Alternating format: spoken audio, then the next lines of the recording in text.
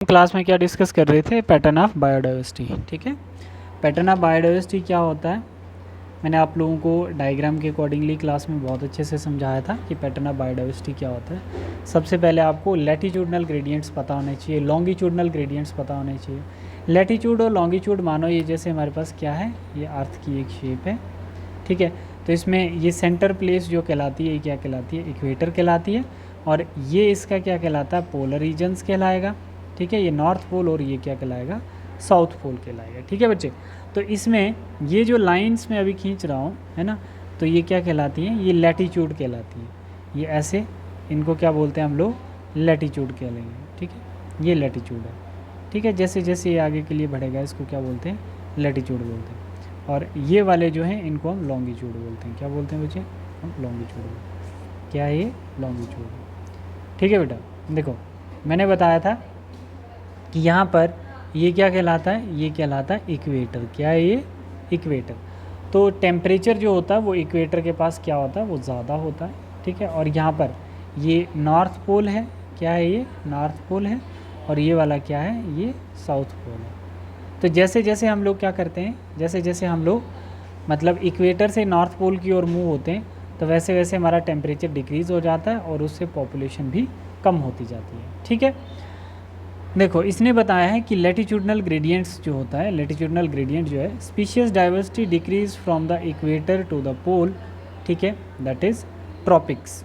मतलब यही चीज़ मैं आपको बता रहा था कि इक्वेटर से जब हम पोल की ओर भागते हैं तो वैसे वैसे हमारी पॉपुलेशन जो है वो कम होती जाती है। तो जो ट्रॉपिक्स क्या है, ट्रॉपिक्स एरिया कौन सा होता है, जिसका लैटिट्यूडनल रीजन 23.5 डिग्री नॉर्थ हो और 23.5 डिग्री साउथ। ठीक है बच्चे, तो कहने का मतलब ये क्या है, इसका जो 23.5 होता है, 23.5 जो इक्वेटर के जस्ट साथ में होता है, इसको हम 23.5 और इसको 23.5 बोलते हैं। ठीक है बच्चे, more species than temperate or polar areas.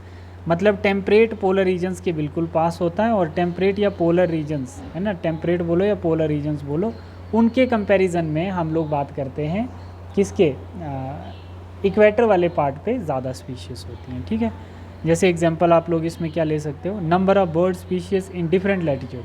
तो जो नंबर ऑफ़ बर्ड स्पीशीज़ होती हैं वो डिफरेंट लैटिट्यूड पे होती हैं, कुछ हाई हाइट्स में होती हैं, कुछ लो लाइंग होती हैं।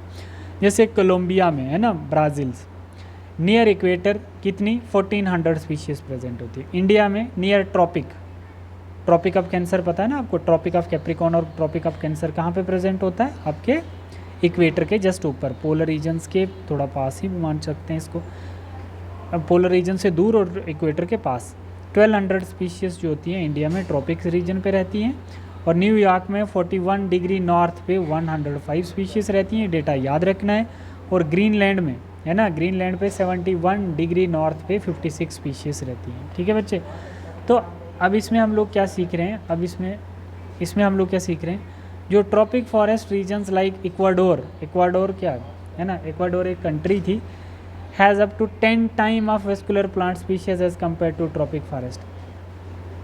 ठीक है बच्चे, देखो इसमें हम लोग क्या देख रहे हैं, इक्वाडोर एक कंट्री है बच्चे है ना, तो इसमें क्या होती है, 10 टाइम वेस्कुलर प्लांट की स्पीशीज ज़्यादा होती हैं comparatively temperate forest region like Midwest of USA.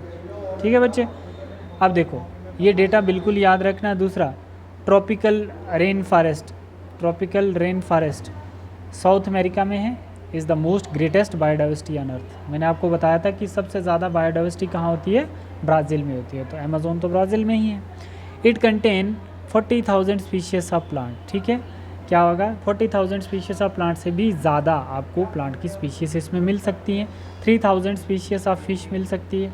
ठीक है, अमेज़ोन रेन फॉरेस्ट में 1300 स्पीशीज़ ऑफ बर्ड्स मिल सकते हैं, 427 स्पीशीज़ ऑफ मैमल्स मिल सकते हैं, 427 स्पीशीज़ ऑफ एम्फीबियंस मिल सकते हैं, और 378 species of reptiles, 1,25,000 species of invertebrate.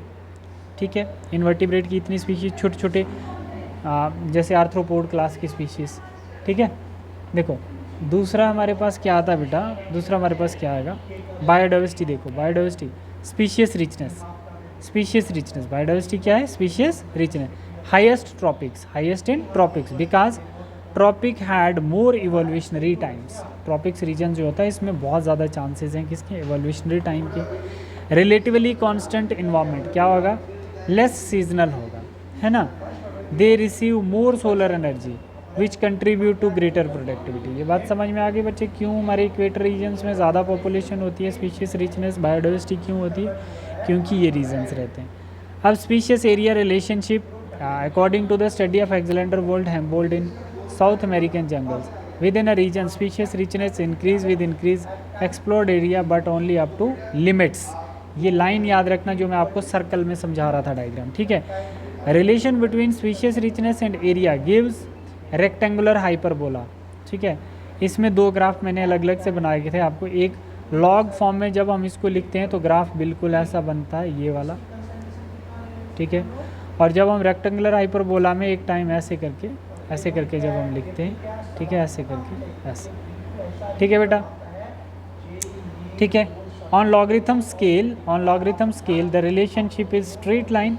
Logarithm scale में जो स्पीशीज रिचनेस और एरिया का जो रिलेशनशिप है वो कैसा ग्राफ बनेगा, स्ट्रेट लाइन बनेगा। Describe the equation log s equal to log c plus z log a, ठीक है।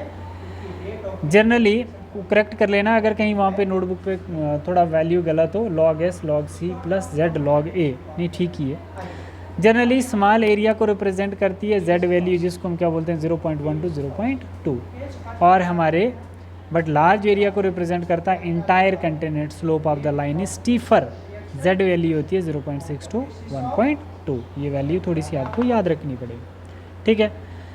इस एरिया में क्या आता है देखो, frugivorous fruit eating birds and mammals in the tropic forest of different continents, z value is 1.15।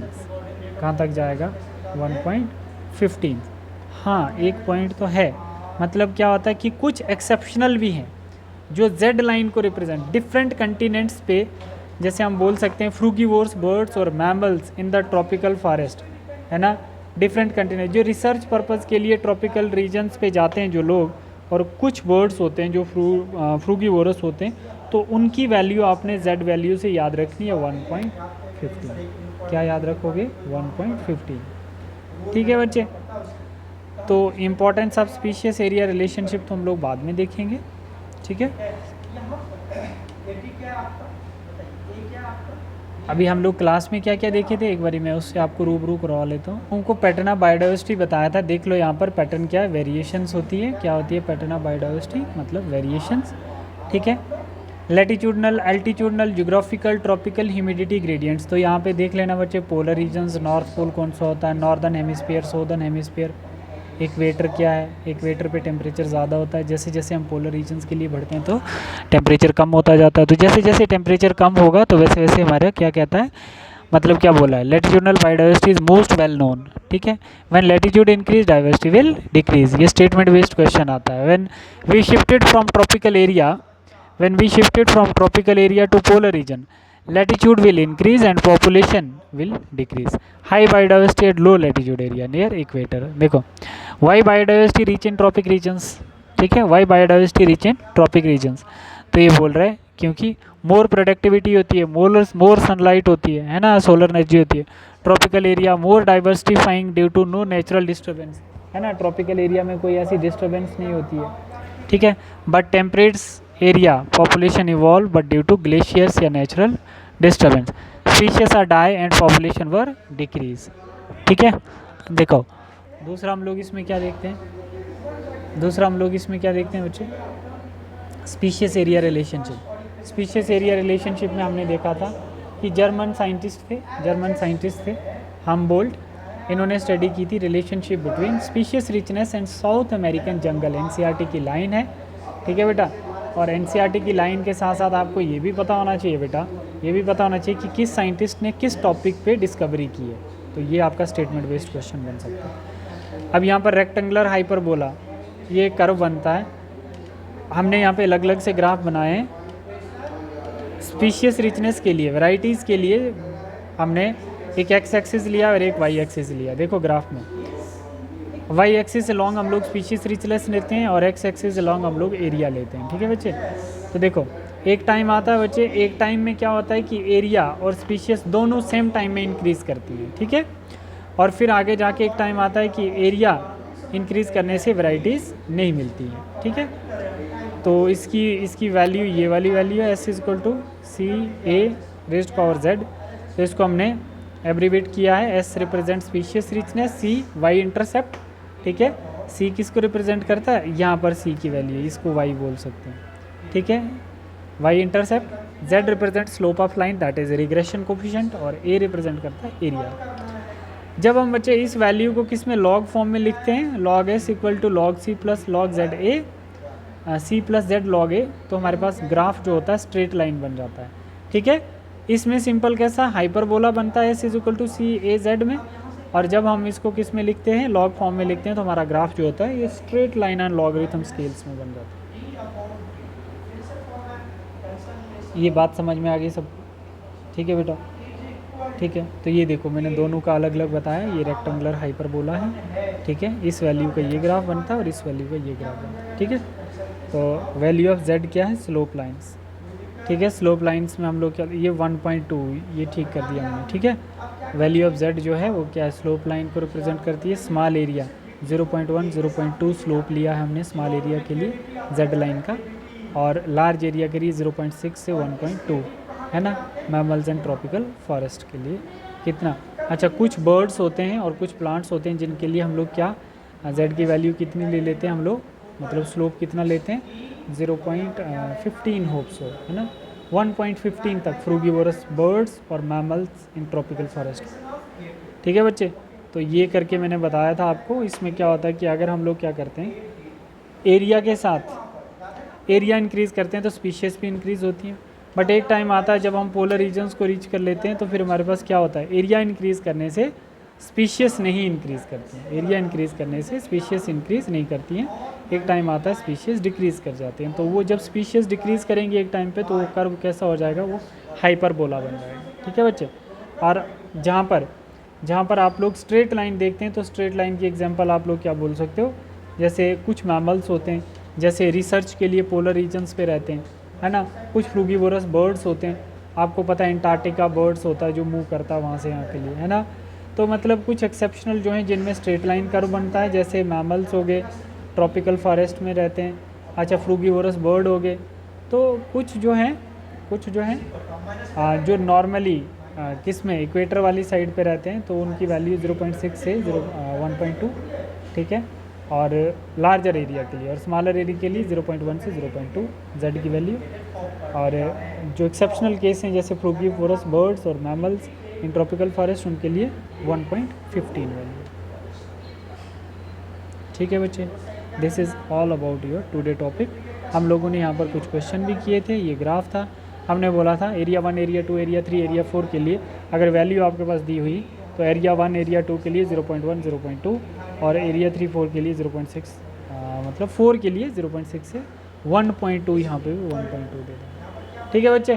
Thank you class, ये आपका आज का लेक्चर।